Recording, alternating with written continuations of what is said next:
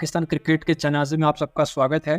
ज़्यादा खुशी का मौका तो है नहीं, बट मैं एक्चुअली में सोच रहा था कि थोड़ा अगरबत्ती लेके ओम शांति का कुछ पाठ वाठ किया जाए, क्योंकि भाई इन ट्रूएस्ट फॉर्म, मेटाफोरिकली नहीं, इन ट्रूएस्ट फॉर्म ये पाकिस्तान क्रिकेट का डेड है। मतलब प्रॉपर अपने जो बोलते हैं ना कि अंतिम संस्कार हो रहा है। आई एम नॉट श्योर कि इस्लाम में क्या बोलते हैं, बट प्रॉपर अंतिम संस्कार चल रहा है। कुछ चौथा वौथा है आज के दिन। एंड तो स्टार्ट करते हैं अपने। एंड मैं इससे एक चीज़ कहना चाहता हूँ। मेरे हिसाब से अभी तक तो सबको पता चल ही गया होगा कि बांग्लादेश ने पाकिस्तान को क्लीन स्वीप कर दिया पाकिस्तान के घर में। एंड अगेन, जैसे लास्ट वीडियो में बोला था, सेकंड टेस्ट मैच का भी आप लोग कॉन्टेक्स्ट समझ लो अगर किसी ने अभी तक समझा नहीं है। एंड मैं तो ये भी कहूँगा कि वीडियो को फिर पॉज करके 1 मिनट का मौन रख लेना चाहिए, क्योंकि इससे ज़्यादा मैंने अपनी हिस्ट्री में ऐसा कुछ नहीं देखा। तो पॉइंट कुछ ऐसा था कि सेकंड टेस्ट मैच का फर्स्ट डे वॉश आउट हो जाता है। बांग्लादेश पाकिस्तान बैटिंग करने आती है, 272 के आसपास मारती है। बांग्लादेश को लोग 26 for 6 कर लेते हैं। 26 रन पे 6 विकेट, 6 विकेट। वहां से लिटोन दास और मेहदी हसन मिराज एकदम रिकॉर्ड ब्रेकिंग पार्टनरशिप करते हैं और 26 पे 6 से बांग्लादेश टेस्ट मैच जीत गया। तो हाँ, मतलब अब कहाँ स्टार्ट करें, कहाँ खत्म करें। तो बेसिकली आज की वीडियो में मैं आप लोगों को थोड़ा कॉन्टेक्स्ट दे दूं। नीचे ऑलरेडी आप लोगों को सारे टाइम स्टैम्प्स मिल जाएंगे।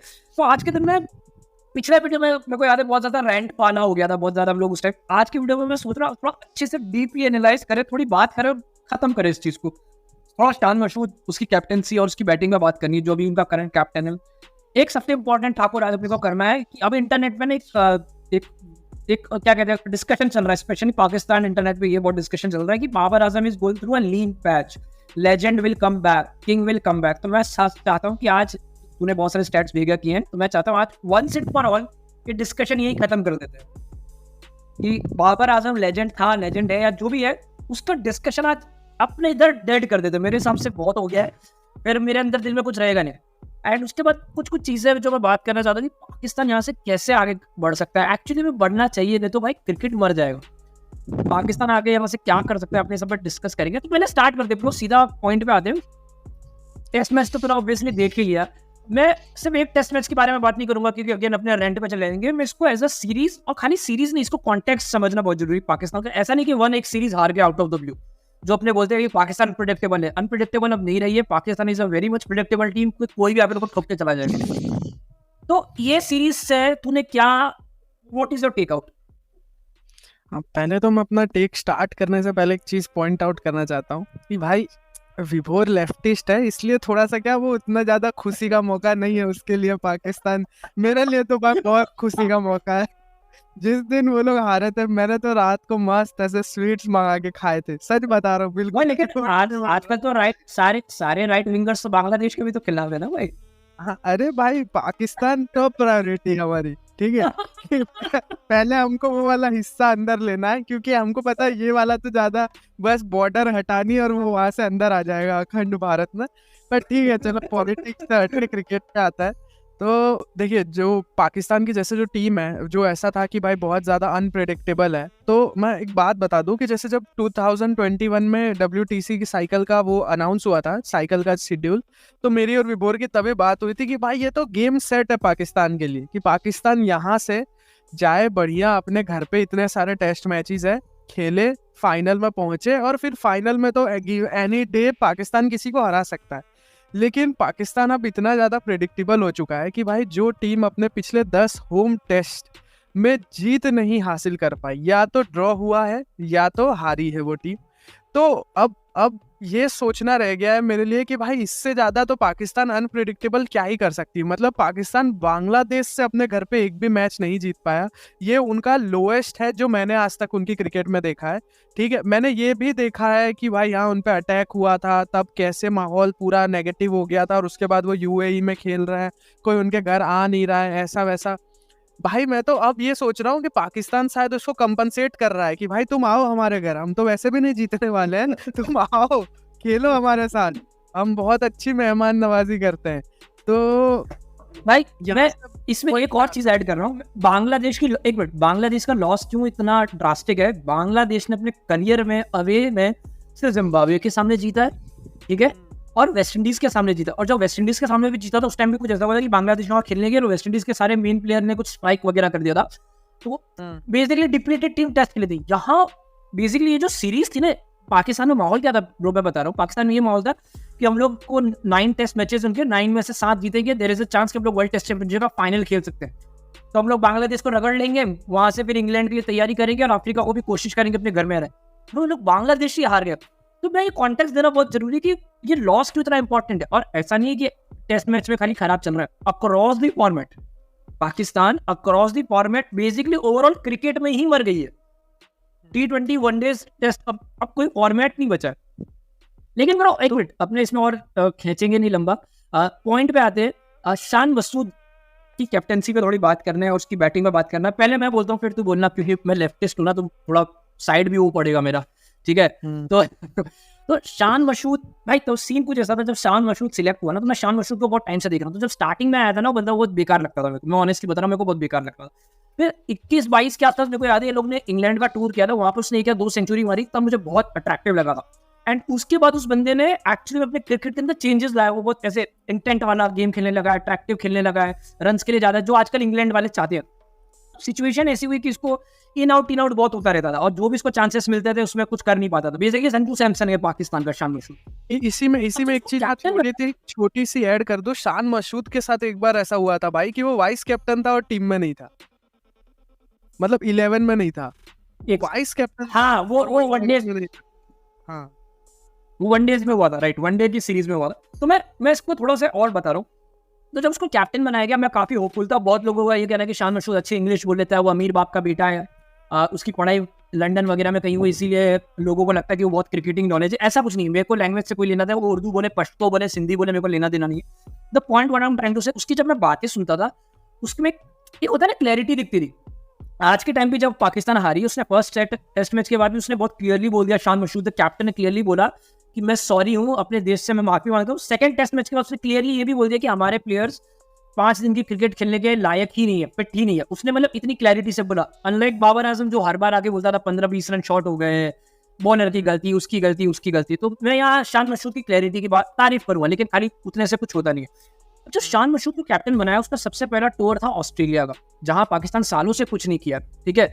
तो किसी को उम्मीद नहीं थी, लेकिन मेरे को उसके अंदर एक रील दिखा था, एक वो दिखा था कि हाँ कुछ अलग कर रहा है। भले हार गए थे वो लोग, वहां पर बहुत सारे अपॉर्चुनिटीज बने थे एक्चुअली कि पाकिस्तान में अगर वो लोगों ने कैचेस किए होते तो वो लोग वो सीरीज जीत जाते। लेकिन ये जो बांग्लादेश वाला सीरीज हुआ है ब्रो, मैं तो परप्लेक्स्ड हूँ, मैं एकदम परप्लेक्स्ड हूँ कि भाई कुछ मोमेंट जैसा 26 पे 6 पे वो लोग किया, फर्स्ट सेशन में वो लोग ने 26 पर 6 किया बांग्लादेश को, सेकंड सेशन में आके उसने फील्ड खोल दी, और बाकी के जो उसके बॉलर्स ने तो बिल्कुल ही रिस्पॉन्ड नहीं किया। चलो मैं समझता, लेकिन उसके साथ साथ Shan Masood the batter bro, उसमें तेरे क्या थॉट्स है? देखो पता होगा कुछ 28 की एवरेज, उसकी करियर की 28 की एवरेज है, टेस्ट मैच में 28 की एवरेज, शायद लोवेस्ट होगा ये। तो शान मसूद द बैटर पे तो पावर है।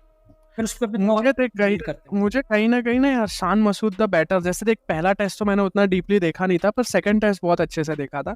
तो मुझे ऐसा लग रहा है कि एक वही इशू लगता है कि जो लोग पहले से, मुझे हमेशा से ये चीज़ लगती है कोई भी प्लेयर हो, कि जो लोग पहले उतना ज़्यादा अग्रेसिव नहीं होते हैं, थोड़ा सा डिफेंसिव माइंडसेट से खेलते हैं या कंजर्वेटिव अप्रोच अपनाते हैं, जब वो बहुत ज़्यादा इंटेंट दिखाने लगते हैं कि हाँ मैं रन्स के लिए जा रहा हूँ, तेज खेल रहा हूँ, ये वो, तो कहीं ना कहीं वो अपनी लिमिटेशन से आगे बढ़ जाते हैं, वो थोड़ा सा ओवरडू कर देते हैं। जैसे कि शान मसूद के साथ मुझे ये लगता है, मुझे याद है शान मसूद का एक डिसमिसल जिसमें उसने ऐसा कह सकते हैं कि वाइडिश मिड ऑफ पे कैच दे दिया था ड्राइव मार, ठीक है। तो वो शॉट कहीं से भी मेरे को ऐसा नहीं लगा, क्योंकि वो बॉडी से दूर था। नहीं, वो साई मयूं था। वो साई मयूं शान मसूद ने बेसिकली बाहर की बॉल को एज अड़ा के, बाहर की बॉल की एज अड़ा के आउट हुआ था, ठीक है।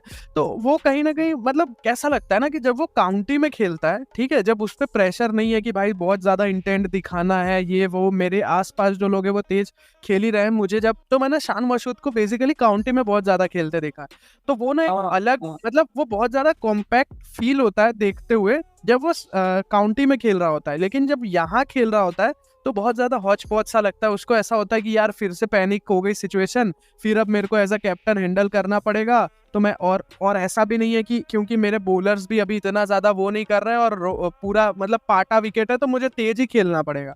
ठीक है, जब थोड़ी सी विकेट में वो रहता है, कुछ कुछ तो स्पाइस रहता है, तो तुम थोड़ा सा धीरे खेल रहे हो तो वो एक्सेप्टेबल है। लेकिन जब रावलपिंडी जैसे विकेट्स पे तुम धीरे खेलोगे तो वो एक्सेप्टेबल नहीं है, और कहीं ना कहीं वो जब उसको कंपनसेट करने जाता है तो फिर उसकी टेक्निकल फ्लॉज जो है वो सामने आ जाते हैं। एज सच फ्लॉज नहीं है, वो गलतियां कर देता है, ठीक है, और कहीं ना कहीं वही उसको हैम्पर कर देगा। जैसे जो शान मशरूद का बात कर रहे हैं, मेरे को पता है बहुत सारे इंडियंस जो देख रहे होंगे वो बोल रहे हैं कौन है ये, और जो पाकिस्तान से अगर गलती से कोई देख रहा है वो बोलेगा कि भाई तुमको बाबर आजम को लपेटना है इसलिए तुम शान मशरूद को सपोर्ट कर रहे हो। ऐसा कुछ भी नहीं है भाई, कोई घर का बच्चा नहीं लगता। लेकिन what I am trying to say, देखो पाकिस्तान की डोमेस्टिक में ना शान मशरूद के इंसेन रन है, मैं उसको इतना कंसिडर नहीं करता, क्योंकि क्या पता यार उनकी डोमेस्टिक में हर कोई रन मारता है, लेकिन वो बंदा एक्चुअली में काउंटी में बहुत डिफिकल्ट सिचुएशंस में कंसिस्टेंटली रन मारे, तो उसको मैं एकदम हल्के में भी नहीं कंसिडर कर सकता कि कोई मतलब ही नहीं है। अब जब उसको पाकिस्तान के लिए खेलते हुए देख रहा था ना, लास्ट इनिंग भी जो पाकिस्तान के लिए उसने खेला उसमें वो उसका शाहिद अयूब का पार्टनरशिप होता, दोनों में एक स्पार्क दिख रहा था कि दोनों है ना एक बड़ा रन बनाना चाहते हैं, टीम को जिताने के लिए लेके जा रहे हैं। द थिंग इज वो लोग उसको क्या बोलते हैं कंप्लीट नहीं कर पाए, टास्क को कंप्लीट नहीं कर पाए, लेकिन वो राइट डायरेक्शन में चल बैठे। अगर तुम शान मशरूद की बैटिंग और बाकी सारे प्लेयर्स, शान मशरूद और साइम अयूब को हटा के बाकी सारे प्लेयर्स की बैटिंग देखे एक्सेप्ट आगाज सलमान, सबके सब कुछ भी नहीं किया। द थिंग इज वो लोग एकदम पुलिस लगे कि भाई हमको तेज हमको रोकना है, या तो तुम ऋषभ पंत वे में चले जाओ या तो पुजारा वे में चले जाओ। वो लोग ना 3 के थे ना 13 के थे, एकदम क्लूलेस थे। मैं यहाँ पर जो शान मशरूद की तारीफ करना चाहता हूँ, छोटी सी तारीफ है, बाकी तो बहुत उसकी क्रिटिसिज्म है मेरा, कि वो ऐसी सिचुएशन में उसको कैप्टन बनाया और ऐसे में वो है ना, तू समझ रहे पाकिस्तान सबसे घटिया हालत में, खाली सिचुएशन वाइज नहीं, जो प्लेयर्स भी है ना उसके पास हद मीडियोकर प्लेयर्स है और वो उनके पास जा रहा है और उसको उनसे काम निकलवाना है। ऐसा कैप्टन ही बहुत मुश्किल है। अब एज अ कैप्टन शान मशरूद के बाद ऑप्शन क्या है, उसको एक्चुअली में जो उससे शाहीन अफरीदी को ड्रॉप किया, अब जेसन गिल मिलके बहुत बोल्ड डिसीजन है। उसको एक्चुअली ये सेम चीज बाबर आजम के साथ करना है, उसको ये सेम चीज अब्दुल्ला शफीक के साथ करना है, उसको एक्चुअली वो आगे आगे करना पड़ेगा। क्योंकि अबरार अहमद की बहुत बात हो रही थी, अबरार अहमद के लिए पाकिस्तान के इंटरनली पाकिस्तान क्रिकेट खबर आई है कि अबरार अहमद फिटनेस ही मेंटेन नहीं करना चाहता। ऐसा नहीं कि पाकिस्तान वाले उसको टेस्ट मैच नहीं खिलाना था, वो भाई को जो रेजीम दी जाती है कि भाई ये चीज आपको करनी ताकि आप फिट रहेंगे, वो करना ही नहीं चाहता, तो भाई आपको खिलाएगी। और उसका क्लियर दिखा था, पूरे टेस्ट मैच में 1 विकेट ली थी उसने और बहुत इनकंसिस्टेंट था। तो what I am trying to say is, अगर शान मशरूद चाहता है कि उसका करियर कुछ हो जाए यहाँ से, ठीक है, क्योंकि भगवान ने गोल्डन अपॉर्चुनिटी तो दे दी है उसको, तो अगर वो चाहता है यहाँ से कुछ हो जाए, देख तो खुद को तो रन बहुत मारना है, वो एक अट्रैक्टिव 50 मार के कुछ नहीं हो सकता, उसको एक लंबा डैडी 100 मारना है। और दूसरा एज अ कैप्टन भाई को बहुत बोल्ड डिसीजन लेने पड़ेंगे, भले उसको फिर मतलब ऐसे डिसीजन जहां पर उसको है ना टीम से बाहर निकाल दिया जाए। वो ऐसा नहीं कर सकता कि नहीं मैं बाबर को भी रख लूंगा, नहीं मैं उसको भी रख लूंगा, उसको ऐसे बंदों को रखना पड़ेगा। अगर मान ले बाबर आजम, रिजवान या शाउद शकील वो लोग उसकी बात नहीं मान रहे, उसके प्लान के साथ स्टिक नहीं कर रहे, तो टीम से बाहर निकालना पड़ेगा, सीधी बात है। क्योंकि मेरे को टेस्ट मैच 1 में भी याद है जहाँ शान मशरूद ने क्लियरली बोला था कि भाई इशारा किया था कि फटाफट खेलो, तेज खेलना है ताकि हम लोग मैं डिक्लेयर करने वाला हूँ। शाउद शकील तब भी 52 की स्ट्राइक रेट से खेल रहा था, वो वाइस कैप्टन है ब्रो शाउद शकील, वो 52 की स्ट्राइक रेट से खेल रहा है। मैं समझना एक शाहीन अफरीदी की बात करना चाहता हूँ, उसने 8 या 9 फर्स्ट क्लास मैचेस खेले, वो क्लियरली दिख रहा है जब वो टेस्ट मैच खेलता है ऐसा लगता है कि 130 में ना तेज है ना स्विंग कर रहा है, तो ये चीज नहीं जम रहा उसके सामने। मीर हमजा बहुत ज्यादा पोटेंट लगा, बेचारे ने चांसेस क्रिएट किए, तुम लोगों ने पकड़े नहीं, वो होती नहीं। हम इस चीज से तो मैं भी एग्री करूंगा। अच्छा, इस चीज से मैं भी एग्री करूंगा कि मीर हमजा की बॉलिंग मैंने देखी पहले, ठीक है, मेरे को उतना ज़्यादा उस शाहीन की बैकग्राउंड और डोमेस्टिक का उतना आइडिया नहीं है टू बी ऑनेस्ट, पर मैं ये सोच रहा था कि ठीक है यार, जब शाहीन इतना, एक तो भाई लीथल बॉलर है, ठीक है, चलो एक मैच खराब हुआ तो तुम ड्रॉप कर रहे हो, लेकिन मीर हमजा ये कौन है, कैसा है, क्या पता, मेरे को आइडिया नहीं था, मैं पहली बार देख रहा था, पर भाई वो मुझे फार बेटर लगा शाहीन अफरीदी से फॉर अ टेस्ट मैच। ठीक है, चैनल में वो बॉल डाल रहा था, वो है लेंथ पे जो बॉल डाल रहा था, जैसे उसने मैच की पहली बॉल जो मतलब बांग्लादेश इनिंग्स की पहली बॉल पे चांस क्रिएट किया था और वो कैच छूट गया था, पहली या दूसरी बॉल थी जो भी, तो वो बेसिकली पाकिस्तान डोमेस्टिक का वेटरन है, वो वहां का जयदेव उनटकट है, ऐसा समझ। तो भाई वो बहुत पोटेंट लगा मुझे, उसको तुम इंग्लैंड या साउथ अफ्रीका ले जा सकते हो, ऑस्ट्रेलिया में फिर भी शायद थोड़ा सा स्ट्रगल हो जाए, लेकिन भाई बाकी सब ऑस्ट्रेलिया में भी, जबकि ऑस्ट्रेलिया में भी उसने बहुत बढ़िया किया। अगर तू जाके देख रहा है जो ट्रेविस हेड को बोल्ड मारा था, बहुत अच्छा किया, याद है ना। तो what I am trying to say is, अभी देखो एक है ना, एक ये बहुत ज्यादा बात चल रही इंटरनेट खासकर पाकिस्तानी मीडिया पे कि है ना उनके पास प्लेयर्स नहीं है। मैं ये नहीं मान सकता ब्रो, काफी बड़ा कंट्री है, 25-30 करोड़ की आबादी है और सबके सब क्रिकेट में ही मरते हैं, तो मैं मान ही नहीं सकता कि तुम्हारे पास बॉलर नहीं। मोहम्मद वसीम जूनियर उनका एकदम out and out reverse swing का मास्टर है वो बंदा। देखो अगर मोहम्मद वसीम जूनियर का एक स्पेल दिया होगा, उसने वर्ल्ड कप में अफ्रीका के सामने रिवर्स स्विंग जो कराई थी, वो मतलब क्यों उसको गायब कर दिया। शाहनवाज दानी उनके डोमेस्टिक की, अरे भाई क्या वो विचार। हागी मेरे को बहुत बहुत अच्छा बॉलर लगता है, उसकी इतनी स्विंग होती है ना भाई, वो एकदम हाँ, जेन्युइन इन अरे स्विंग बॉलर उसने अपने आप को कंप्लीट रेड बॉल बॉलर बना दिया है भाई। ऐसा नहीं हाँ। बंदे नहीं है तुम्हारे पास, तुम्हारे पास बंदे हैं जो परफॉर्म कर रहे हैं। उनके बैटिंग में भी गुलाम करके एक बंदा है, एक शाहिबजादा फरहान करके बंदा है, बैटर्स हैं जो 4 पे बैटिंग कर सकते हैं, जो ओपन कर सकते हैं, तो वो सब है। लेकिन अपने एक एक करके आएंगे और इसके लास्ट में अपने डिस्कस करेंगे कि पाकिस्तान क्रिकेट क्या कर सकता है। लेकिन all I am trying to say Shan Masood मेरे भाई, आपकी कप्तानी ये 2 टेस्ट मैच में घटिया थी। जो आपने ऑस्ट्रेलिया में किया, पता नहीं यहाँ क्या हो गया था। आई कैन अंडरस्टैंड कि इंटरनल कुछ प्रेशर होगा, क्योंकि इस टाइप की बहुत खबरें आ रही है कि पाकिस्तान के टीम में ना ग्रुपिंग सिस्टम बहुत है। बेसिकली रिजवान, बाबर, शाहीन शाफरी, ये लोग एक ग्रुप बना लेते हैं और उससे बात नहीं करना, उससे बेसिकली। तो मैं नहीं चाहता कि सबके सब बेस्ट फ्रेंड्स हो, लेकिन अगर आपके खिलाफ कुछ ग्रुपिंग वगैरह हो रही है शान मसूद भाई, तो क्लियर है कि भाई तुमको ही कुछ करना होगा, वरना तुम ही खराब लगने वाले हो। मेरा बहुत क्लियर है, बहुत खराब कप्तानी थी वो, बैटिंग में तो कुछ नहीं किया, तो 28 के एवरेज से लंबा नहीं चल पाया। But coming to bro elephant in the room वाला सिचुएशन, बाबर फ्रिकिंग आजम। बाबर आजम ने 2 टेस्ट मैच में 60 के आसपास रन मारे। अगर 60 रन भी 40 होते, अगर उसका कैच छोड़ नहीं दिया होगा। इसीलिए लास्ट रील में भी मैंने जब बोला था कि बांग्लादेश ने बहुत अटमोस्ट बेसिक क्रिकेट खेला, तो बहुत सारे बांग्लादेश के फैंस थोड़े गाली वाली दिए मेरे को इंस्टाग्राम पे। भाई मैं बांग्लादेश को खराब नहीं बोल रहा हूँ, मैं ये नहीं कह रहा हूँ कि बांग्लादेश बेकार थी, लक से जीत गए। लक से तो नहीं जीते हो। What I am trying to say is, Bangladesh ने बहुत अपॉर्चुनिटीज दी पाकिस्तान को, लेकिन पाकिस्तान ने एक भी ग्रैब नहीं किया। दिस इज, मैं यही कहना चाहता हूँ। तो कमिंग बैक टू बाबर आजम भाई, तो बाबर आजम का एक है ना पूरा हवा चल रहा है इंटरनेट पे, स्पेशली पाकिस्तान में। जो बाबर आजम के सपोर्टर्स हैं, जो स्पेशली पता नहीं ये कोविड के बाद उसका दिखने लगे कि भाई उसका बहुत अच्छा पैच चल रहा था और सडनली एक डाउनफॉल आया। बहुत सारे अपने पॉडकास्ट भी देखते हैं जो पाकिस्तानी पॉडकास्ट होते हैं, उसमें भी वो लोग बोल रहे हैं कि एक स्टार से अचानक से गिर गया है, एक टाइम पे सुपरस्टार था, आज के टाइम में क्या हो गया। तो what I am trying to say, मेरा पूरा कॉन्सेप्ट ये है कि बाबर आजम एट मोस्ट बहुत अच्छा पोटेंशियल बैट्समैन था। पोटेंशियल से मेरा कहना है कि ऐसा बैटर जिसने बहुत अच्छा पोटेंशियल। स्टार तुम किसको कहते हो? विराट कोहली, रोहित शर्मा। चल इंडियन का नाम ही नहीं लेता हूँ, ऐसा लगेगा कि हम लोग इंडियन है। Steve Smith, Marnus Labuschagne, Joe Root, Kane Williamson, Harry Brook आज के टाइम में मैं बोल दूंगा, ये सब लोग स्टार बैटर्स हैं, है ना। हर्षी मामला, वो लोग को स्टार कहूंगा मैं। पोटेंशियल किसको कहते हैं? शाई होप बहुत अच्छा पोटेंशियल है, हैरी ब्रूक बहुत अच्छा पोटेंशियल है, ऑस्ट्रेलिया में ट्रेविस हेड को तुम बोलोगे कि आगे बहुत अच्छा पोटेंशियल है। तो इन लोगों को मैं बोलूँ, तो मैं चाहता हूँ भाई जो तूने स्टैट्स जमा किए, मैं चाहता तू ही अपने शब्दों में उस स्टैट्स के बारे में बात करे और आज अपने क्लियर कर देते कि भाई क्या एक्चुअली में बाबर आजम कभी भी उतना अच्छा बैटर था जितना उसको बोला जाता है? क्या एक्चुअली में मेरे को ऐसा लग रहा है कि पाकिस्तान वाले अब उससे कुछ ज्यादा ही उम्मीद कर रहे हैं। इट्स लाइक हम लोग शिवम दुबे से उम्मीद कर रहे हो कि लैंस न्यूजीलैंड की तरह खेले, वो पॉसिबल नहीं है भाई। तो मैं चाहता हूँ बाबर आजम पे अपने खत्म करें, मतलब आज डिस्कशन ओवर कर दे बाबर आजम पे। तो हाँ, तो तू स्क्रीन से तो कर दो जो स्टैट्स हैं, मैंने एक कुछ स्टैट्स कलेक्ट कर रखे हैं ताकि मैं पूरा ये दिखा सकूं कि भाई बाबर आजम का नॉर्मल जो भी प्लेयर्स हैं जिनके साथ थोड़े बहुत कंपैरिजन, ताकि लोगों को रियलाइज हो सके कि भाई इतना भी कुछ स्पेशल नहीं किया है बाबर आजम ने अभी तक। ये बाबर आजम का बेसिकली परफॉर्मेंस है उसके विन और लॉस में पाकिस्तान के लिए। हाँ ठीक है, तो जैसे तू देख ही सकता है भाई कि 27 मैच, ठीक है, जो बाबर आजम के खेलने में हारे हैं, मतलब बेसिकली 54 में से 27 तो बाबर आजम के खेलते हुए हारे ही है ये लोग। मैं लोगों के लिए डाइसेक्ट कर रहा था, मतलब जो मैच बाबर आजम खेलता है उसमें तुम एक मीडियोकर बिलो एवरेज साइड हो जो 1:1 के रेशियो पे चल रही है, ठीक है। हाँ। जहाँ लॉस हो रहा है, एक तो मैं एक चीज और यहाँ क्लियर कर देना चाहता हूँ कि पाकिस्तान में बाबर आजम का बहुत ज्यादा हाइप तो है ही, लेकिन बहुत ज्यादा डिपेंडेंसी भी है बाबर आजम पे, ठीक है। हाँ। कि बाबर आजम नहीं तो कुछ नहीं, क्योंकि वो यहाँ पे साफ दिख रहा है कि अगर वो 32 की एवरेज से खेल रहा है खाली लूजिंग कॉज में, 54 इनिंग्स में वो सिर्फ एक नॉट आउट है, यानी 53 टाइम्स उसकी कंप्लीट बैटिंग हुई, तो 32 की एवरेज बन रही है खाली। तो ये कोई बहुत अच्छे स्टैट नहीं है, एवरेज स्टैट नहीं है, ये बिलो एवरेज स्टैट है, ठीक है। और ऐसा भी नहीं है कि वो विन में 56-57 तक पहुंच रहा है, वो ठीक है बहुत अच्छा एवरेज है, लेकिन ऐसा नहीं है कि भाई out of the world average हो जा रहा है उसका। मैं उसका खाली एक छोटा सा वो दूंगा, ये वाला बाबर आजम इन सेना कंट्रीज।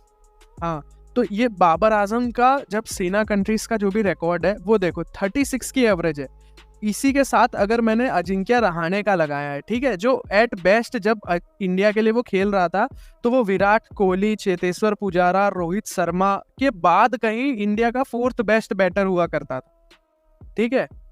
और एक और चीज मैं बता दूं, गाबा की जीत के बाद 6 महीने बाद उसको ड्रॉप कर दिया गया, क्योंकि प्लेयर था भाई, उसकी एक आध परफॉर्मेंस खींच ले। 34 की एवरेज थी रहाणे की, ठीक है, एंड सेम एवरेज है बाबर आजम की। और रहाणे को आज के टाइम पर लोग किस तरह से ट्रीट करते हैं तुम सबको पता है, जबकि रहाणे के ज्यादा मैच विनिंग नॉक से compare to Babar Azam. Of course उसी के साथ मैंने एक और चीज यहाँ पे पॉइंट करी थी, जो मैंने विबोर को स्पेसिफिकली मेंशन करी थी कि भाई ये एक बहुत अजीब सा स्टैट है कि केएल राहुल के पास मोर अवे सेंचुरीज है देन बाबर आजम इन टेस्ट मैच, ठीक है। तो ये भी नहीं पता कि केएल राहुल साला सिलेक्ट होगा कि नहीं होगा अगली टेस्ट सीरीज में। भाई केएल राहुल के, मैं जस्ट केएल राहुल से क्यों बाबर आजम को कंपेयर करना चाहता हूँ, केएल राहुल और बाबर आजम ने almost same amount of test matches खेले, same amount of Babar Azam के 9 टेस्ट सेंचुरीज है, 53 टेस्ट मैचेस में 9 सेंचुरीज है, और केएल राहुल के 50 टेस्ट मैचेस में 8 सेंचुरीज है। केएल राहुल को इंडिया में जो गालियां पड़ती है, मैं तो सिर्फ टेस्ट मैच में अभी कंपेयर कर रहा हूँ, वनडे में केएल राहुल बाबर आजम से माइल्स अहेड है, मैं कंपैरिजन भी नहीं करूंगा। 2023 का पूरा वर्ल्ड कप हम सबने देखा, T20s में भी as an opener KL Rahul और बाबर आजम में से चूज करना होगा, एनी डे केएल राहुल को मैं चूज करूंगा, एनी डे। और बाकी और एस्पेक्ट्स में, फील्डिंग के एस्पेक्ट में, फिटनेस के एस्पेक्ट में, और not to forget KL Rahul can actually keep, Babar Azam can't.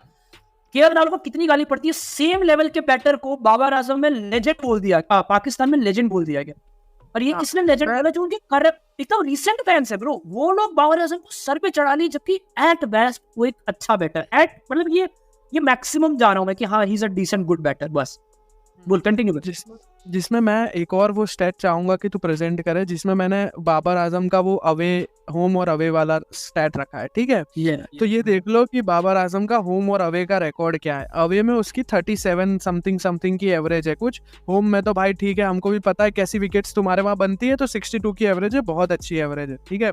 अब मैं साथ ही साथ इसी पॉइंट पे मैं चाहूंगा कि तू वो उस्मान ख्वाजा वाला रिकॉर्ड रखे, ठीक है। जैसे कि यहाँ पे देखो, उस्मान ख्वाजा की 39 की एवरेज है अवे और 52 की एट होम, ठीक है। तुम्हारी पाटा विकेटों पे बाबर आजम अपने होम में 62 की एवरेज पे है, और जो हाँ बॉल सीम होता है, कभी कभी स्विंग होता है, उस विकेट्स पे उस्मान ख्वाजा 53 की एवरेज पे खेल रहा है। साथ ही साथ वो बंदा अवे में बाबर आजम से बेटर खेल रहा है, ठीक है, जिसको लोग कभी कंसीडर भी नहीं करते कि भाई वो लेजेंड है, वो स्टार है, वो ये है, वो not to forget Usman Khawaja की ओवरऑल करियर के स्टैट्स हैं जो स्टार्टिंग में इतने अच्छे थे नहीं, वो रीसेंट टाइम पे एकदम एलिवेट हो गया है उस्मान ख्वाजा। अगर रीसेंट टाइम के स्टैट्स देखें तो उस्मान ख्वाजा तो माइल्स अहेड है।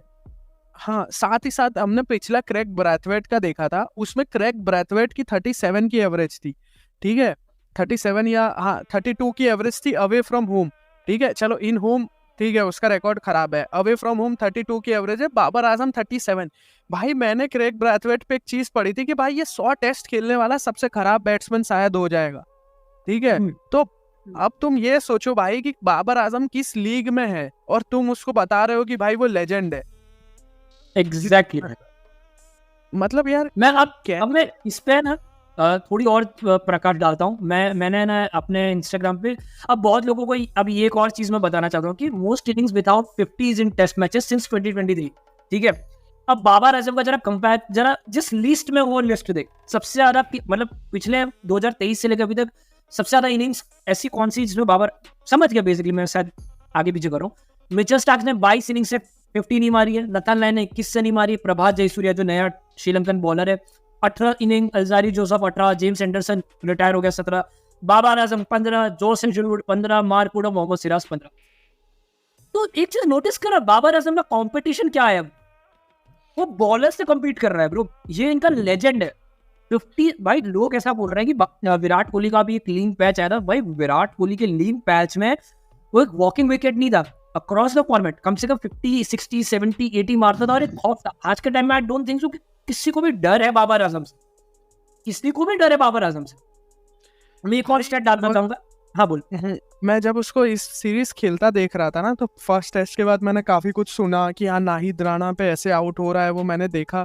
भाई सेकंड टेस्ट में तो ना मैं श्योर था कि ये नाहिद राणा पे ही आउट होने वाला है, क्योंकि जो इसकी टेक्निक है ये एक्स्ट्रा बाउंस खेल ही नहीं पा रहा है आउटसाइड द ऑफ स्टंप। तो देख भाई वो मैं एक और चीज मैं इस चीज पे करना चाहता हूँ, उसके बाद मैं इसको थोड़ा सा रैप अप कर दूंगा। दूसरा, ये तो खाली टेस्ट मैच को हमने पकड़ में लपेट लिया, ठीक है। 9 टेस्ट सेंचुरीज में से मैं ओपन चैलेंज दे रहा हूँ सबको कि तुम मेरे को 3 ऐसी इनिंग्स बता दो बाबर आजम की, सिर्फ 3, कि जहां पर है ना उसने अपने दम पे टेस्ट मैच जिता दिया या उसने बहुत भयंकर कंट्रीब्यूशन दिया। एक मेरे को याद है उसने श्रीलंका में किया था, मेरे को याद है। बस विराट कोहली, ये सब, स्टीव स्मिथ, जो रूट तो बहुत दूर है जिन्होंने अपने दम पे सीरीज जिता दी हो, स्टीव स्मिथ वगैरह। मैं तेरे को हैरी ब्रूक, जेमी स्मिथ अभी रिसेंट आया, मैं कमिंदू मेंडिस की इनिंग्स गिना दूंगा इससे बेटर। मैं इंडिया लेवल पर मयंक अग्रवाल, केएल राहुल, ऐसे ऐसे लोगों, भाई अब तो ध्रुव जुरैल ने भी एक इनिंग जिता दी है।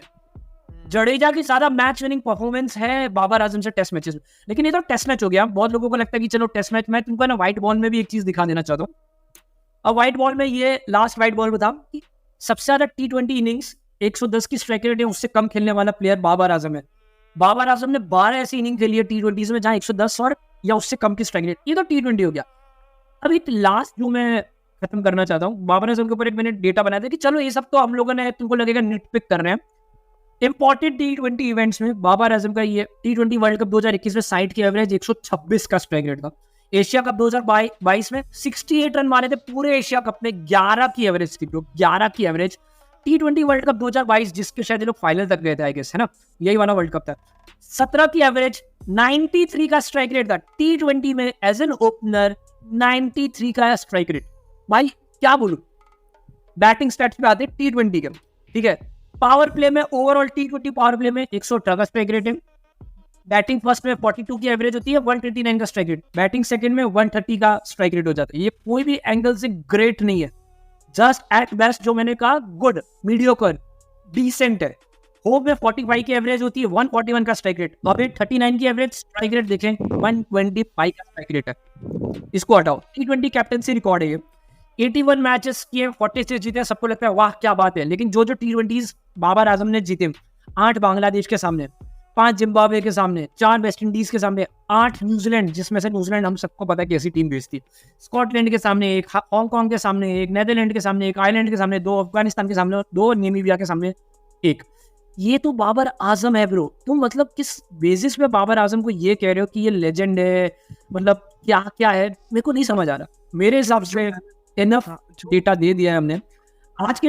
एक और जो डेटा कैप्टनसी से रिलेटेड, जो एक और डेटा है जो मैं इधर बोलना चाहता हूँ कि जैसे पूरा पिछला WTC साइकिल यही कैप्टन था, राइट। तो उसमें 9 मैचेस, मतलब 9 टीमों में से पाकिस्तान 7th रैंक पे था। उनके बिलो कौन था? बांग्लादेश और वेस्ट इंडीज, ठीक है, वेस्ट इंडीज और बांग्लादेश इस ऑर्डर में, ठीक है। अब 14 में से पाकिस्तान 4 मैच जीता था, 6 हारा था और 4 ड्रॉ हुई थी। उसमें से वो जो 4 विन थी, उसमें से एक आई थी वेस्ट इंडीज के सामने वेस्ट इंडीज में, 2 आई थी बांग्लादेश के सामने जो खुद बांग्लादेश के घर में थी, और एक श्रीलंका के सामने आई थी, ठीक है। तो अब तू ये सोच कि भाई वो बंदा 10, मतलब इतने जो टेस्ट मैचेस हैं, 10 टेस्ट मैचेस में रिजल्ट नहीं ला पाया, 6 में हारा, 4 में ड्रॉ हुआ, जीता भी किसके सामने। और अब इस बंदे को हम ये बोल रहे हैं कि भाई वो बहुत किंग है, वो कैप्टनसी, ये लीन पैच। अरे विराट कोहली का जब लीन पैच था ना भाई, तब भी वो जब कैप्टन था तब तो भाई वो बीस्ट था, ठीक है। विराट कोहली ने कैप्टनशिप में क्या कुछ नहीं अचीव कर लिया भाई। जब विराट कोहली का लीन पैच आ रहा है 72 सेंचुरी, है ना, 72 या 73 सेंचुरी। अगर उस दिन रिटायर हो जाता ना विराट कोहली लीन पैच, वो भी आइकॉन ऑफ द गेम होकर रिटायर होता हो, कि ऑल टाइम ग्रेट में रिटायर होता। बट एक लास्ट बाबर आजम को यहाँ लपेटने से पहले मैं कहना चाहता हूँ कि ये सब चीज क्यों बता रहे हैं। एक तो पॉइंट है जो हमको बाबर आजम के ऊपर क्लियर कर देना चाहते हैं कि बाबर आजम एट बेस्ट, उसका comparison Shai Hope, KL Rahul, इस कैटेगरी में होना चाहिए, इससे ऊपर नहीं होना चाहिए। आज के टाइम में मैं मोहम्मद रिजवान को उससे बेटर मानता हूँ अक्रॉस फॉर्मेट। जहां प्रॉब्लम बड़ी होती है, मेरे को लगता है रिजवान ज्यादा गट्स दिखाता है। एक और चीज जो मैं बताना चाहता हूँ कि जो आज के दिन जो तुम पाकिस्तान की हालत देख रहे हो कि भाई बांग्लादेश से क्लीन स्वीप हो गई, वो रातों रात नहीं हुआ है। ये पूरा पॉइंट है बताने का, ये है कि रातों रात नहीं हुआ, ये एक स्लो मोशन में लोग गिर रहे। बेसिकली पाकिस्तान को कैंसर हो गया था और ये लोग अगले दिन नहीं मरे, टुकड़े टुकड़े में मरते हैं ना। कैंसर होता तो अगले दिन तो मरोगे, 1-2 साल लग जाता है मरने में। तो ये वही चीज है, ये बाबर आजम की कप्तानी की करतूतें हैं जो तुम्हें आज एकदम अपने प्योरेस्ट फॉर्म पे दिख रही है। ये सब प्लेयर्स उसके खाली कैप्टन बदला है कुछ। मैं लिख के दे रहा, बाबर आजम कैप्टन होता है ना इस सीरीज में, तो भी कुछ फर्क नहीं पड़ने वाला, तुम फिर भी हारने वाले, क्योंकि ना उसने बेंच स्ट्रेंथ बेंच स्ट्रेंथ वगैरह तो हटाओ, प्लेयर्स, उसने प्लेयर्स के अंदर इतना घटिया माइंडसेट डाल दिया कि लिटरली भाई वो बैटिंग कर रहे हैं, बॉलिंग कर रहे हैं, कुछ दिख ही नहीं रहा कि उसके अंदर, उन लोगों के अंदर कुछ आग नहीं दिख रही कि तुम लोग बांग्लादेश से क्लीन स्वीप हो जाओगे, कुछ करो भाई। रावलपिंडी, मतलब वो पिंडी एक ऐसा स्टेडियम है, मैं पीएसएल देखता हूँ, पिंडी हमेशा जैम पैक्ड रहता है। ये दोनों टेस्ट में देखने कोई नहीं आया। It's a very clear call कि जहां तुम लोग बोल रहे हो कि बाबर आजम स्टारडम है, स्टार है, ये मैं आज के दिन भी कह रहा हूँ, सचिन तेंदुलकर, उसको रिटायर हुए 10 साल हो गए सचिन को, सचिन रावलपिंडी चले जाएगा, पूरा ग्राउंड पैक हो जाएगा। सचिन रावलपिंडी जाएगा, ग्राउंड पैक कर देगा, उसको कहते हैं स्टार। धोनी विराट कोहली तो मैं बात भी नहीं कर रहा हूँ, धोनी को रिटायर हुए 5 साल हो गया, आईपीएल में चेन्नई हारती है, किसी को फर्क नहीं पड़ता, लोग धोनी धोनी चिल्ला रही, इसको कहते हैं स्टारडम। ये है सुपरस्टार। बाबर आजम आधा भी नहीं है, 5% भी नहीं उस चीज का। तो मैं यही चीज कहना चाह रहा था, लेकिन मेरे हिसाब से ये चीज यहाँ खत्म करते हैं। अब अपने आते हैं, मैंने तो भाई वो स्टैट भी रखे थे, अगर तुझे दिखाने हो तो, केएल राहुल और बाबर आजम के T20 में, कि ये लोग अगर ये सोचते हैं कि भाई सिर्फ टेस्ट में एक फेलियर चल रहा है, वनडे में ठीक है मीडियोकर चल रहा है, तो T20 में कंपेयर कर लो केएल। मेरे हिसाब से T20 का भी डेटा वगैरह दे दिया है। अगर इसके बाद भी कोई बाबर आजम को डिफेंड कर रहा है या बोल रहा है कि Babar Azam is just going through a lean patch and she was once a star but I don't know what's wrong, नहीं ब्रो, इट वाज रॉन्ग। तुम लोगों ने उसको बहुत ओवर हाइप कर दिया। आज के टाइम में is not fit at all. जब वो स्टार्टिंग में आया ना, उसके अंदर एक दिखता था मेरे को कि पोटेंशियल था कि आगे चल के बहुत बड़ा स्टार बनेगा। ऐसे बहुत प्लेयर्स आते हैं, बाबर आजम भी उनमें से एक था, मैं उसको डिनाई नहीं करूंगा, लेकिन उसने उस पर बिल्ड नहीं किया और वो मीडियोकर एवरेज प्लेयर बन के रह गया। Good for him, I don't care. ठीक है, अब आते हैं अपने लास्ट डिस्कशन पे कि भाई यहाँ से पाकिस्तान क्या कर सकता है। अब यहाँ से उनके नेक्स्ट टूर है, बेसिकली इंग्लैंड आने वाली है, क्या कहते हैं, पाकिस्तान में आने वाली 3 मैच की टेस्ट मैच सीरीज खेलने वाले। और ये कहीं ना कहीं इंग्लैंड से चालू हुआ था। पिछले साल इंग्लैंड आई थी, उन्होंने बैस बॉल करके इन लोग को 3-0 कर दिया था। इंग्लैंड को है ना ये कॉन्फिडेंस दे दिया कि भाई तुम लोग जाओ इंडिया, तुम लोगों ने हमको ठोका, तुम तो इंडिया में जाके गजब करोगे। और अपने लोगों ने जो किया इंग्लैंड के साथ, उसका तो क्या बताने का। अब भाई तू बताओ, यहाँ से क्या कर सकती है पाकिस्तान, ओवरऑल क्या कर सकती है, स्पेशली टेस्ट मैचेस में या इन जनरल क्या करना चाहिए पाकिस्तान? यार देख, अभी तो ना जो करंट सिचुएशन है, मेरे को नहीं लगता कि वो इतना जल्दी कुछ इम्प्रूव हो जाने वाली है। क्यों? क्योंकि जो अगली 2 टीमें आ रही हैं वो है पाकिस्तान, इंग्लैंड और अफ्रीका। अफ्रीका, ठीक है। अब तुम अगर ग्रीन टॉप बनाते हो तो इंग्लैंड के पास तुमसे बेहतर पेसर्स हैं। अगर तुम स्पिनिंग बनाते हो तो इंग्लैंड ज्यादा बेहतर स्पिन प्रोवाइड कर सकता है तुमको, ठीक है। ज्यादा स्पिनर है ही नहीं, पाकिस्तान का स्पिनर ही नहीं है। हाँ, तो अब तुम ये सोच लो कि तुम देखो, मैच जीतने की तो बात ही नहीं रही, ठीक है। तुम 20 विकेट ले ही नहीं सकते, ना इंग्लैंड के ना साउथ अफ्रीका के, अनटिल अनलेस कुछ मिरेकल कर दो तुम। तो यहाँ से पाकिस्तान जीत तो नहीं सकता है। बस पाकिस्तान अब ये कर रहे, मेरे हिसाब से, कि पहले तो देखो जो उनका सबसे बड़ा इशू है वो है स्पिन वाला, ठीक है। तो भाई तुम अबरार अहमद और अपरार अहमद की डिपेंडेंसी और मिस्ट्री को हटाओ, और कुछ जो अपने टिपिकल ऑर्थोडॉक्स स्पिनर्स हैं अपने डोमेस्टिक में से, उनको खिलाओ, क्योंकि वो इस सिचुएशन से वाकिफ है, वो सालों से खेल रहे हैं। जैसे तुमने मीर हमजा को ट्राई किया तो वो वेटरन है और उसने ज्यादा बेहतर परफॉर्म किया। उसी तरीके से तुम्हारे पास कोई ना कोई स्पिनर होंगे यार ऐसे, जो कौन सा नोमान अली तो कोई लेफ्ट स्पिनर है, तुम्हारे ज्यादा इसको खिलाते नहीं, बस यही पॉइंट है कुछ। तो भाई ट्राई करो, उन लोगों को मौका दो। कोई सेंस नहीं है तुम लोग जो अबरार अहमद को खिला रहे हो और ये सब कर रहे हो। बस तुम ये सोचो, तुम एक टाइम पे कितने बढ़िया स्पिनर्स खिलाया करते थे अपने टीम में, ठीक है। तो कहाँ से कहाँ आ गई है तुम्हारी क्रिकेट। साथ ही साथ बैटिंग, हाँ, लेकिन बैटिंग पे भाई मैं ये बोलना चाहूंगा, बैटिंग में कहीं ना कहीं पाकिस्तान को थोड़ा सा ना कुछ चीज़ों पे काम करना पड़ेगा, कि कुछ लोग एटलीस्ट कुछ लोग तेज खेले। जैसे बांग्लादेश के सामने भी ये लोग बहुत धीरे खेल रहे थे, ठीक है। तुम अब ये सोचो कि हम सिर्फ मैच ड्रॉ करा देंगे तो भाई इंग्लैंड तो तुमको करने नहीं देगा, क्योंकि वो तो एक दिन में 400 बना देगा। अब फिर तुम 2 दिन खेलोगे, फिर वो आएगा आधे दिन में फिर 200-250 बना देगा, और फिर तुम्हारे सामने एक बड़ा सा स्कोर रहेगा और 1.5 दिन तुम सर्वाइव नहीं कर पाओगे। मैं लिख के दे रहा हूँ कि इंग्लैंड के सामने शायद 3 टेस्ट मैच है ना इनके। हाँ, तो उसमें देखना एक ना एक मैच में सेम पैटर्न फॉलो हो जाएगा जो मैंने तुमको बोला है, ठीक है। साथ ही साथ अफ्रीका के पास इतने अच्छे स्पिनर है ना भाई टेस्ट में, कि सब महाराज को तुम खेल नहीं पाओगे अगर तुमने एक स्पिनिंग विकेट बना दी तो, ठीक है। इसको है ना, ये तूने बहुत अच्छा पॉइंट कर रहा है। मैं इसको थोड़ा सा कॉम्पैक्ट कर देता हूँ। पहले तो एक चीज मैं बोलूंगा कि पिच बहुत बढ़िया थी। तुम पिचेस प्लीज सीमिंग ही बनाओ। मेरे हिसाब से तुम्हारा बेस्ट पॉसिबल चांस ही यही है कि तुम सीमिंग ट्रैक्स बनाओ। शायद तुम्हारे फास्ट बॉलर्स कुछ कर दे, क्योंकि स्पिन ना तुम्हारा स्पिनर है ना तुमको स्पिन खेलना आता है, पहली बात। दूसरा जो मैं शान मशहूद को क्लियरली ये बोलना चाहूंगा कि भाई इट्स टाइम। देखो तुम हार तो ऐसे भी रहे हो, तुमने पिछले 2-3 साल में घर में कुछ नहीं जीता। अपने जो भी सो कॉल सुपरस्टार्स है उनको हटाओ, मे भी तुम टेस्ट ये जो तुम्हारे डोमेस्टिक वेटरन्स उनको लाओगे तो कुछ नहीं तो बुरा नहीं लगेगा, तुम्हें ऐसा लगेगा कि हम लोग एक नया लॉट ट्राई कर रहे हैं। ये सेम चीज MS धोनी ने किया था जब उसने घर में भी इंग्लैंड से हार गया था। उसके बाद उसने सारे सहवाग, गंभीर, हरभजन सबको हटाया, एक नया फ्रेश लॉट लाया, और हालांकि उसको तो रिजल्ट्स इमीडिएटली मिल गए, लेकिन तुम्हें क्या पता मिले नहीं मिले। लेकिन मैं यही कहूंगा कि वसीम जूनियर, दहानी, खुर्रम शहजाद में अच्छा लगा, आमिर जमाल इंजर्ड है, तुम उसको ट्राई करो, मीर अफजा, तुम्हारे बैटिंग में भी आई एम प्रीटी श्योर तुम्हें बहुत मिल जाएंगे। साउथ सकीब में मुझे लगता है कि हालांकि ये पहले इनिंग के बाद उसने कुछ किया नहीं, लेकिन उसमें दिखता है कि शायद कर लेगा। और दूसरा मैं चाहूंगा कि क्लैरिटी से जाओ कि भाई इस तरीके की हम लोग क्रिकेट खेलेंगे, हारे जीते कुछ भी हो जाए इस तरीके से खेलना है, क्योंकि भाई जीत तो तुम ऐसे भी नहीं रहे हो, लेकिन एटलीस्ट स्पार्क तो दिखाओ, कुछ ऐसा तो दिखाओ कि हम लोग एक राइट डायरेक्शन में आगे बढ़ गए, अभी नहीं तो अगले साल तुम्हें रिजल्ट मिलेगा। ये चालू कर दो। बाबर आजम को तुम्हें ड्रॉप करना पड़े कर दो, एक क्लियर एग्जांपल सेट करो कि भाई तू हटेगा। मेरे को तो मैं सही कह रहा हूँ, सरफराज अहमद ज्यादा बेटर लग रहा। ये मेरे कारण है, पिन पॉइंट करना चाहता था कि भाई तुम देखो कहीं ना कहीं रिजवान बहुत अच्छी बैटिंग कर रहा है कंपेयर टू बाबर, ठीक है। अब जरूरी नहीं है कि सिर्फ तुम एक ही विकेट कीपर खिलाओ, ठीक है। तुम एक काम करो, रिजवान और सरफराज को साथ में खिलाओ, देख लो कि कौन कीपिंग करेगा कौन फील्डिंग करेगा, और तुम उस हिसाब से एक बैटर कहीं से निकालो और उस हिसाब से चीजों को मैनेज करो। मैं तो सच में ये चाहता हूँ। सरफराज अहमद उनका वेटरन है, और भाई वो कुछ भी बोलो कीपिंग भी कर लेता है, अपना दिमाग भी लगाता है। मैं रिजवान को मैंने कीपिंग का टाइम देखा, वो डेड बुद्धि की तरह खड़ा रहता है। At least Sarfaraz Ahmad helps Shan Masood. मैंने जो पूरे टूर में देखा, शान मसूद मुझे बहुत अकेला दिखा। मुझे ऐसा लगा कि भाई जब टीम पे लफड़े आ रहे हैं तो कोई आके उसको कुछ बोल नहीं रहा, क्योंकि भाई अक्सर होता है, मैं खुद लोकल लेवल पे कप्तानी करता हूँ, जब सामने टीम अटैक करने लगती है तो एज ए कैप्टन तो सडनली एकदम ऐसा हो जाता है कि भाई मैं करूँ क्या, तो एकदम ब्लैंक हो जाता है। तो आसपास के बंदे अगर आके तेरे को कुछ बोलेंगे नहीं, समझाएंगे नहीं ना, तो तू एकदम खड्डे में गिरता जाएगा। और शान मसूद ने मेरे को दिखा। बट मैं इस चीज़ को एक बार रैप करना चाहता हूँ। आई होप मेरे हिसाब से इतना काफ़ी है भाई। अब पाकिस्तान भाई मेरे पास शब्द नहीं बचे, ठीक है। तो इस तरह से खेलोगे तो मेरे को लग रहा है अब यही रह गया कि तुम क्वालिफायर्स खेलना चालू कर दो, तुम्हें कोई सीरियसली नहीं करेगा, क्योंकि बहुत बड़ी लॉस है, ये बहुत बड़ी लॉस है।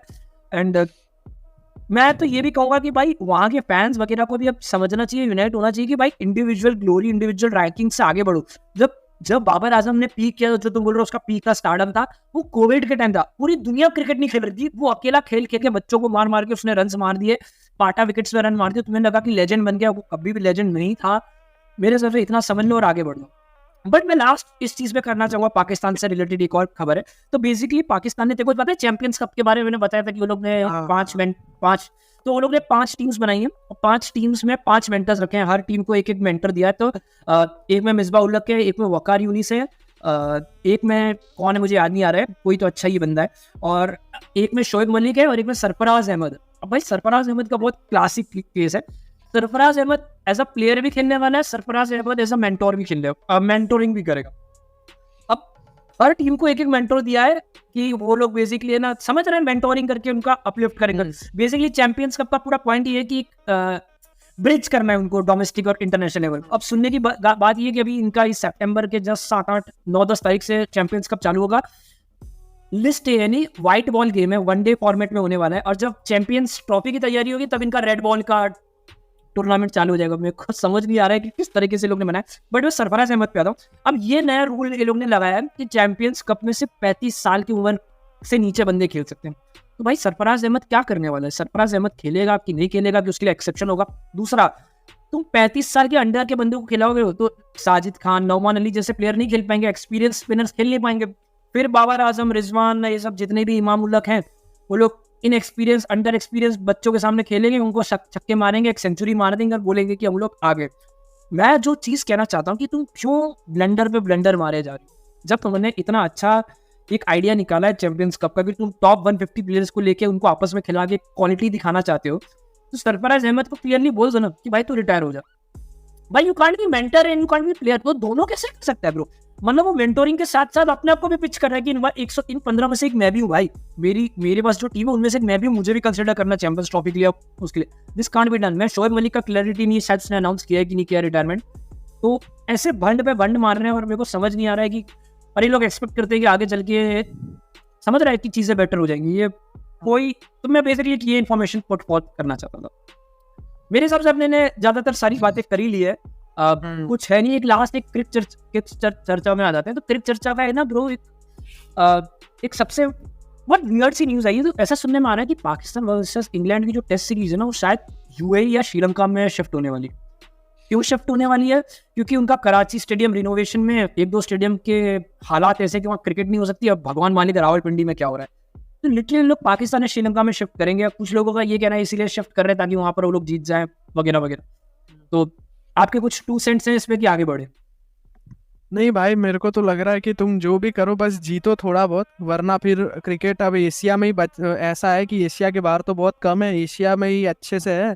वो भी अगर डेड होने लगेगा तो भाई फिर स्पोर्ट का ज़्यादा कुछ मतलब नहीं रह जाएगा। ठीक है, हार बार जाया करो, थोड़ी खुशी मिल जाएगी, लेकिन कभी तो सालों जीतो। घर का भी टेस्ट मैच नहीं जीत पा रहे हो तुम।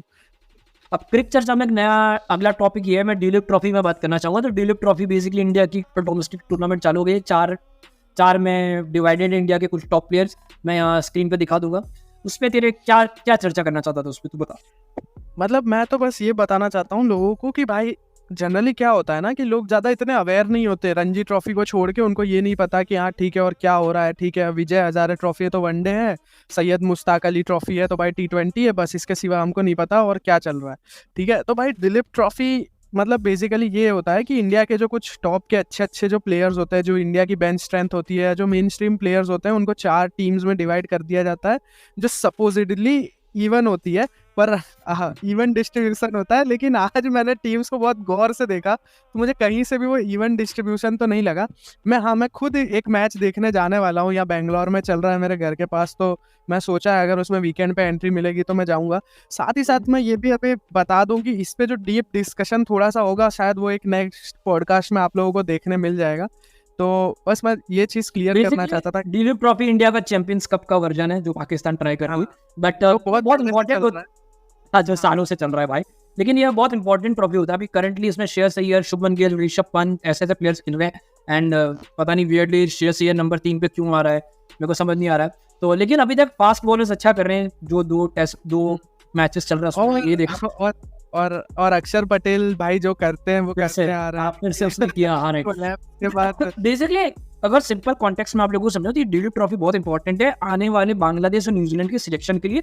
एंड अल्टीमेटली उससे बॉर्डर गावस्कर के प्लेयर्स निकलेंगे। तो ये डी लीग ट्रॉफी में जैसे कि समवन लाइक आकाशदीप, नवदीप सैनी या फिर ध्रुव जुरैल, ये सब लोगों के लिए बहुत इंपॉर्टेंट है। अगर ये लोग अच्छा परफॉर्म करेंगे तो ये लोग के चांसेस बहुत क्लियर हैं बांग्लादेश के लिए खेलेंगे। पडिक्कल, सरफराज खान, साई किशोर, श्रेयस अय्यर जो एकदम ही थिन लाइन पे चल रहा है। आफ्टर डूइंग एवरीथिंग वो सडनली एकदम ही थिन लाइन पे है। उसके लिए डी लीग ट्रॉफी बहुत इंपॉर्टेंट है और वो वन ऑफ द कैप्टन है, तो उसके लिए बहुत इंपॉर्टेंट। ठीक है, तो अगला बेसिकली क्रिकेट चर्चा का पॉइंट ये है कि एक स्कॉटलैंड वर्सेस ऑस्ट्रेलिया का T20 मैच हुआ जहाँ पर भाई भुस्सी भर दी है ऑस्ट्रेलिया ने। पहली बात तो मैं बड़ा खुश हूँ, इसी तरह से खेलना चाहिए मेरे हिसाब से। तो क्या बता रहा था तू उस पर, बताओ। अरे भाई मैं बस ये कहना चाहता हूँ कि लोग थोड़ा अगर ये पहले तो यार मेरे को रियलाइज ही नहीं हुआ कि एक मैच चल रहा है जो ऑस्ट्रेलिया खेल रहा है। अचानक से मैं देख रहा हूँ कि कुछ नोटिफिकेशन आ रही है कि यार Travis Head and Mitchell Marsh going berserk. मैं बोला कहाँ चल रहा है, कहाँ बर्जर्क हो रहा है। देखा तो भाई पता चला कि ये चल रहा है जहाँ ये लोग मारे जा रहे हैं। भाई क्या किया ये लोगों ने, जाके देखो एक बार उस मैच की। बेसिकली कुछ 150 का टारगेट था स्कॉटलैंड के साइड से और ये लोग ने कुछ 9 ओवर में ट्रेविस हेड और मिचेल मार्श ने मिलकर 9 ओवर्स में मैच खत्म कर दिया। और एक साइड की बाउंड्री बहुत छोटी थी मुझे पता है, लेकिन फिर भी जो भी किया है इसके लिए भाई चाहिए, तुम्हें करना पड़ता है। और परफेक्ट एकदम इसी तरह से एक टॉप टियर की टीम को, एक बॉटम टियर की टीम को इसी तरह लपेटना चाहिए। तो ये बढ़िया काम किया। ये स्कॉटलैंड में एक बहुत अच्छा एक्सपीरियंस है भाई। हाँ कि भाई चलो अच्छा हो रहा है। मैं एक्चुअली मैं सही बोल रहा हूँ। Last but not the least, नहीं लास्ट नहीं, 2 है इनफैक्ट। अब श्रीलंका वर्सेस इंग्लैंड क्या कहना है? Second test match again Sri Lanka ने थोड़ा बहुत फाइट बैक दिखाया। जो रूट भाई हम लोगों ने, मुझे पता है हम लोग जो रूट पे बात नहीं कर पाए, ऐसा नहीं कि हम लोग देखते नहीं है, माँ कसम पूरा देखा है। जो रूट पे कभी एक अच्छे से डिस्कशन कर पाएंगे, लेकिन ये भाई जब सोचता हूँ जो रूट पे डिस्कस करना, पाकिस्तान कुछ ऐसा कर देता है ना, वो बोलते हैं कि भाई हमें देखो मैं क्या करूँ। लेकिन जो रूट पे आते हैं, जो basically is a attention seeker possessive. हाँ भाई, और भाई गर्ल का भाई ठाकुर को ज्यादा पता होगा, उसकी ज्यादा ये सबसे पहचान है। हम लोग तो भाई यही क्रिकेट देखते हैं, खेलते हैं और सो जाते हैं। तो कमिंग टू भाई श्रीलंका अगेन टेस्ट में हार गई है। थोड़ा बहुत लोग ने दिखा भाई इसमें, लेकिन जो एक बहुत ज्यादा हाईलाइट वाला था गस एटकिंसन भाई, मैंने उसका बैट के मैच देखा, गस एटकिंसन को देखा भी मैंने। भाई उस बंदे ने भाई श्रीलंका को लपेट लिया ब्रो।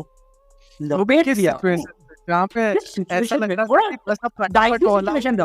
हाँ, हाँ ऑल आउट और श्रीलंका के कुछ, और भाई वहां से उसने 111 समथिंग मार, और जिस तरह से रन मारे भाई, वो सही कहा रूट में जैक कालिस लग रहा था वो गस अटकिंसन भाई। व्हाट, मेरे हिसाब से गट अटकिंसन भी, गस अटकिंसन भी एक फिर भी यार वही है कि श्रीलंका से जो उम्मीद थी उससे श्रीलंका ने बेहतर खेला कुछ हद पता है तक, यार, मेरे लेकिन को फिर ज्यादा थी पैचेज में वो लोग बहुत हाँ। अच्छा खेलते हैं और फिर अचानक से सडनली कोलैप्स हो जाएगा, अचानक से सडनली नंबर 8-9 का बैट्समैन सेंचुरी मार दिया, मैच में अब तुम बचे ही नहीं। तो ये वाली जो चीजें होती है ये श्रीलंका को दूर कर देती हैं। तुम अगर ओवरऑल देखोगे तो मतलब पैचेस में मैच ऐसा लगेगा वन साइडेड है, पैचेस में लगेगा बैलेंस्ड है। और साथ ही साथ मेरे को ये चीज़ कहनी है कि भाई श्रीलंका के लिए एक चीज़ जो मेरे को बहुत अच्छी लगी इस मैच में, कि इस सीरीज में, कि भाई एक अच्छा रिलायबल उनको बैट्समैन मिल गया है जिसको मैं चाहूंगा कि थोड़ा सा ऊपर पुश करे। भाई वो इतना नीचे आ रहा है बैटिंग में कि वो दिक्कत हो जा रही है, वो हमेशा टेल के साथ खेल रहा है। मैं इसमें एक और चीज मैं हाईलाइट करना चाहूंगा, समवन लाइक दिमुथ करुणारत्ने, उसकी बहुत बात होती है, लेकिन मैंने उसको हर बार खेलते हुए देखा, जब जब उसके रन्स आते हैं मोस्टली वो इररिलेवेंट सिचुएशन में रन्स मारता है, कि 50 आ गई 80 आ गई भाई, लेकिन तुम मैच टारगेट 600 का आपने 80 रन मारे उसमें। तो मेरे को है ना अच्छा लगता है श्रीलंका, मेरे को श्रीलंका टीम भी पसंद है, लेकिन इन लोग मैं समझ नहीं पाता कि यार तुम लोग दिखाते हो कि कुछ करोगे, सडनली स्पेशली टेस्ट मैच में ये बहुत बड़ा प्रॉब्लम होता है टेस्ट मैचेस में, कि तुम लक के फैक्टर पे या पैचेस में नहीं, तुम कंसिस्टेंटली अच्छा खेलना पड़ता है तो ही तुम जीत सकते हो, वरना T20 वगैरह में क्या तुम 10-15 बॉल अच्छी डाल के तुम जीत गए। एंड लास्ट अपने क्रिकेट चर्चा में बात करेंगे, राहुल द्रविड़ का बेटा समित द्रविड़, क्या था ब्रो इसके बारे में? एक्चुअली मुझे कुछ आइडिया नहीं है। हाँ, तो समित द्रविड़ का अभी इंडिया अंडर 19 टीम में सिलेक्शन हुआ है एक कुछ सीरीज के लिए। तो भाई मैंने महाराजा ट्रॉफी जो चल रही है कर्नाटक मैंने भी स्टेट, वो देखा उसमें। भाई वो बहुत अच्छा प्लेयर लग रहा है, बहुत कॉम्पैक्ट लग रहा है वो, कि भाई यहाँ सही से शॉट्स खेल रहा है ये वो। पर वो थोड़ा सा मेरे को कहीं ना कहीं लग रहा है कि अभी वो थोड़ा सा नीचे आ रहा है या जो भी, लेकिन भाई फिलहाल वो बहुत छोटा है तो काफी उसमें इम्प्रूवमेंट आ सकता है। और साथ एक बड़ी बात है कि राहुल द्रविड़ खुद काम करेगा तो बहुत ज्यादा इम्प्रूवमेंट मेरे को लग रहा है। बड़ी बात एक और चीज मैं ये बोल रहा हूँ, क्यों बड़ी बात है कि मेरे को कोई भी ऐसे स्टार प्लेयर का बेटा इस प्रोसेस से ऊपर आता हुआ नहीं याद है, एक भी याद नहीं है। रोहन गावस्कर ने इंडिया के लिए खेला, but I am not sure कि उसका डोमेस्टिक का क्या परफॉर्मेंस है। अर्जुन तेंदुलकर में पोटेंशियल मुझे दिखता है, लेकिन वो अभी तक शायद रणजी भी नहीं खेल रहा है मुंबई के लिए। तो ये गलत बोल रहा है भाई, तू लॉर्ड रॉजर बेनी के बेटे गलत कर दिया भाई। लॉर्ड्स में 50 है उसकी, इंडिया के लिए वर्ल्ड कप खेला स्क्वाड, मतलब 5 एटलीस्ट स्क्वाड का स्क्वाड भी नहीं। अरे यार क्या दिला दिया भाई। और सबसे अच्छा एक टाइम पे सबसे अच्छा फिगर था भाई उसका, पता है ना, 6 विकेट बांग्लादेश के सामने व्हाइट वॉश बचाया था उसने अपना। 4 रन देके 6 विकेट। बट नहीं, लेकिन समित द्रविड़ में मुझे वो पोटेंशियल, आई होप। लेकिन पता है इसमें होता क्या है, जस्ट रैप अप कर देते हैं, कि अर्जुन तेंदुलकर इस टाइम प्लेयर्स होते हैं ना, इनमें पोटेंशियल होता है। मैं मानता हूँ कि उनको प्रिविलेज बहुत भयंकर होता है कि भाई सचिन तेंदुलकर दुनिया का लिटरली सबसे बेस्ट ट्रेनर कोच लाके उसको दे सकता है, लेकिन जो प्रेशर होता है ना भाई सचिन का बेटा होने का, वो तुम्हें खा जाता है। जब तुम बैटिंग करते होंगे ना, तो आजू बाजू वाले बोल सकते हैं सचिन का बेटा है, तेरे बाप ने 100 सेंचुरी मारी है, देखो तो बैंड पकड़ना नहीं आता। तो वो जो प्रेशर है ना ब्रो, वो एक आम रैक्स टू रिचेस वाला बच्चा नहीं हैंडल करता। उनके अलग प्रॉब्लम्स होते हैं, मैं उसको डिनाई नहीं कर रहा हूँ, ठीक है, उसको बिल्कुल डिनाई नहीं कर रहा हूँ, लेकिन मैं बताना चाहता हूँ कि जो राहुल द्रविड़ का बेटा होने का प्रेशर, सचिन का बेटा होने का, सोच कल को विराट कोहली का बेटा होने का प्रेशर, वो इनसेन है। मेरे हिसाब से अपने सब कुछ डिस्कस कर लिया है, कुछ बचा नहीं है। अगर आप लोग यहाँ तक देख रहे हैं तो बड़ी बात है, थैंक यू। लाइक वाइक कर लो, सब्सक्राइब कर लो, जो भी है कर लो, ठीक है। लेकिन मेरे हिसाब से अच्छा डिस्कशन हुआ है, पाकिस्तान पर थोड़ा डिस्कशन किया। और अगर यहाँ तक देख रहे हो तो नेक्स्ट जो पॉडकास्ट है वो भी मेरे को लगता है इस पॉडकास्ट के रिलीज होने के 3-4 दिन में आ जाना चाहिए। ठाकुर मैं नहीं होगा उस पॉडकास्ट में, जिस तरह का सिचुएशन है उसमें मैं नहीं होगा। ठाकुर और बेसिकली एक और हमारा फ्रेंड है, ठाकुर का फ्रेंड है, इनफैक्ट मेरी इतनी जान पहचान नहीं है, तो उसके साथ एक अच्छा और डिटेल्ड डिस्कशन होगा, जिसमें करंट टॉपिक्स या करंट क्रिकेट को लेके, मतलब बेसिकली करंट मैचेस पे नहीं है, और रिएक्शन वीडियो कम, and it will be more about discussion around test cricket, ODI cricket and cricket in general. तो वो एक लॉन्ग रेलेवेंट कंटेंट होगा रादर देन दिस जो मे बी 1-2 महीने में डाई हो जाएगा, कोई देखना नहीं चाहे। तो ठीक है, थैंक यू सो मच, यहाँ तक आपने देखा। देखो कुछ बोलना है? नहीं भाई, थैंक यू सो मच। बीच में थोड़ा सा गैप आ गया था, थोड़ा सब्सक्राइब कर दिया करो और थोड़ा अच्छा लगेगा। और भाई यूट्यूब बाबा थोड़ा कॉपीराइट राइट मत मारा करो यार, बहुत दिक्कत हो जाती है हम लोगों को। ठीक है, चलिए ऐसा ही कुछ बाय।